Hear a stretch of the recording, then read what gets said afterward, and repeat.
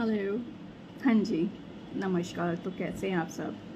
तो कल जब मैं अपना यूट्यूब की नोटिफिकेशंस देख रही थी तो उसमें एक बहुत ही ना छोटा सा सवाल आया हुआ था जिसको मैंने कल इग्नोर कर दिया।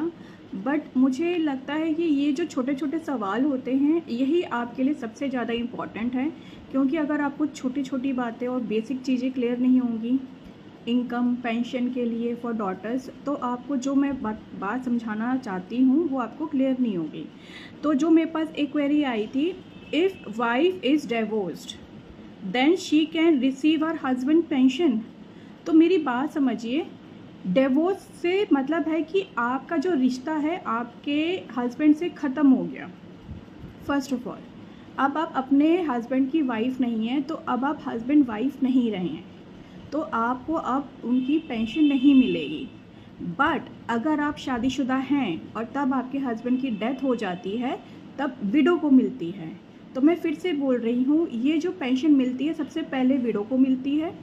उसके बाद अगर विडो माँ अपनी डिवोर्स बेटी, डिवोर्स विडो डॉटर को और नॉट मैरिड डॉटर को नॉमिनी करके चली जाती हैं ऑफिस में, तो फिर बेटी को मिलती है। बट अगर आपका डिवोर्स हो गया है तो आपको ये पेंशन नहीं मिलेगी, क्योंकि आपका अपने हस्बैंड से रिश्ता ख़त्म हो गया है। आप इस बात को समझ लीजिए।